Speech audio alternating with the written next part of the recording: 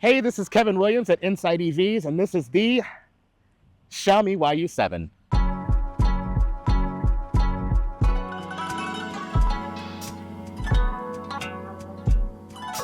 I'm not sure what Xiaomi is.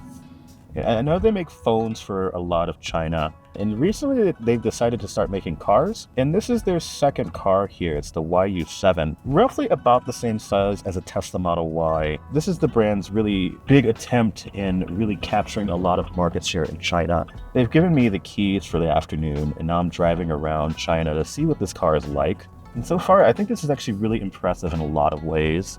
Being able to engineer a car that can both ride well and handle well is not easy. And so far from what I've seen on this curvy little road here, the YU7 can do that pretty easily. Like, I'm on a curvy road here, and this thing corners pretty flat for what it is.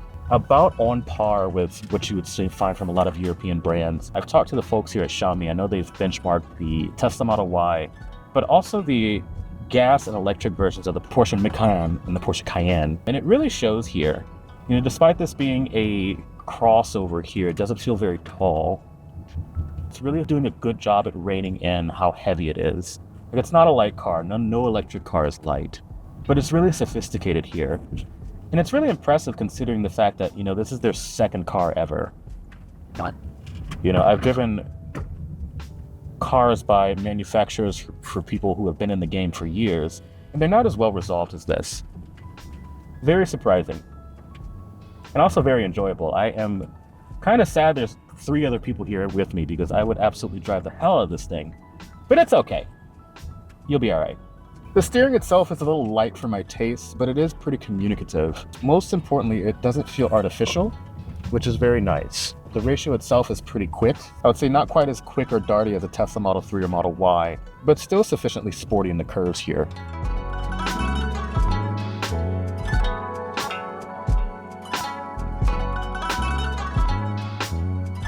The variant that I'm in right now is the YU7 Max, which is the top of the range trim. The battery is about 101 kilowatt hours, and we've got 2 motors, one in the front, one in the back, for about a little over 780 horsepower. 0 to 60 comes in about 3 seconds. Terrifyingly quick car, but I mean, most EVs are these days. The suspension is a dual-chambered air suspension on all 4 corners here, and it does have some active ride handling, so it'll go out of its way to make sure it corners as flat as possible. And it generally works really well. I have it in sport mode here, and I'm impressed at how dynamic the suspension is here. You know, I'm still getting a lot of communication from the road, but I don't feel totally isolated from it, which is what I would like in a car. There's very little to fault about this thing dynamically, at least from what I can see on this curvy road. On a track it might do some things different, but most people are not going to track this thing. I think a lot of manufacturers should take note of this car. A lot of fast EVs feel big and heavy and kind of like a brick in the corners, and this car does not. I am really impressed at how well this thing drives. A little scary impressed, honestly. Keep in mind, this is this brand's second car. I mean, what's gonna happen when they make car 3? Or 4 or 5, you know? Consumption figures aren't out for the car yet, but we do have some charging times quoted by Xiaomi themselves. The max version that I'm behind the wheel of today that has the roughly 101 kilowatt hour battery, that'll sprint from 10 to 80% in about 12 minutes at a max speed of, I think, 460 kilowatts. By comparison, the lower trims with the smaller battery can't charge as quickly, but it's still pretty solid. It'll do the 10 to 80 sprint in about 21 minutes at a max speed of about 250 kilowatts. So no matter which car you choose, I think it'll be pretty satisfactory as far as charging speed goes. There are certainly competitors inside and out of China that will charge quicker, but I mean, this is about as much as I think anybody would need. I don't think you guys realize how much I enjoy this ride. It's supple, it's engaging. You know, I really wasn't sure what to expect from this brand. You know, everybody in China seems to love it here, but, you know, as an international media person, we really don't know until we get behind the wheel. And there's always, like, you know, levels of taste to account for. You know, what people like in China is not necessarily the same what people like in the United States. It's not the same as what people like in Europe. But from what I've driven, I am really impressed with this thing. I wish I could take it with me. Yet again, there are established brands that I've driven that don't have as good of a balance between ride and handling here. I see why this car, or at least its sedan version, really freaked out, Ford's CEO here, because it kind of is everything that everybody said it was. I think Tesla really is going to have a hard time if they really expect, China to take up the slack of all of its, sales woes, as they're losing out in the United States and in Europe. They've been really relying on China to pick up on it. And this car is kind of scary to them. If I lived here, I don't know why somebody would buy a Model Y unless they really just wanted a Tesla, We don't have pricing right now, but it's expected to be about in the same ballpark as the Model Y. So it's entering a very hot segment here in China, or even globally though. At least from what I've experienced, this really does feel like the better car compared to a Model Y. Honestly, it's a better car than some of the other higher dollar EVs in the segment, like the Audi Q6 e-tron, maybe even the Cadillac Lyriq. It definitely is very competitive, and I think it'll be competitive not only in China, but wherever Xiaomi decides to sell this vehicle. Like Xiaomi's cell phones, the YU7 has a suite of connectable accessories.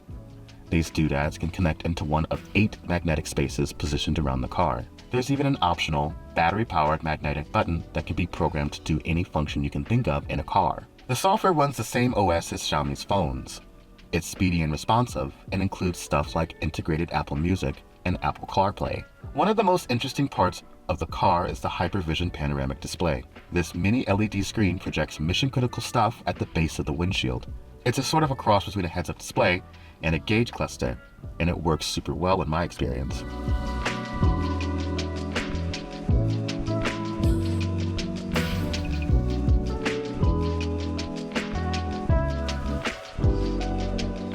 So now I have it in eco mode here, and I have regenerative braking kind of turned up a little bit high. And one of the nice things about this car is it has it's sort of anti-car sick feature, where they kind of come directly for Tesla a little bit, and they kind of alter the car so it really rolls on and off of its regenerative braking here, and it really does work. I'm going downhill mostly with regen brakes here, and it doesn't feel, when I let off the throttle and get on the brake, we're not really pitching back and forth through the cabin here. It's really nice. If you've checked any sort of TikTok video or Instagram Reels video, there's a real trope that people don't want to ride in the back of Model 3s and Model Ys anymore because, the regenerative braking is so strong. The difference between throttle on and throttle off is so intense that it makes people car sick. So Xiaomi really thought of that to really make the driving experience neutral here. And that's kind of the vibe I get from the SU7 here. The driving experience is very familiar to a lot of people. If you've driven a gas-powered, premium-sized crossover, like your Mercedes GLC or even a Porsche Macan gas-powered, this will be pretty familiar. But once again, it's very striking how sport-oriented this car is. Compared to the SU7 sedan, I'd say the YU7 is definitely pitched as a more upscale alternative. It's more than just being a crossover version of its popular sedan. I think it's definitely targeting a more higher dollar clientele here. All the buttons and switches have a really, really nice heft to them. There's a lot of features here, like you've got zero gravity seats on both sides. It's just generally a really, really nice car. I could see this picking up a lot of people, whether it be Tesla Model Y owners or maybe even BMW X3 or X5 owners.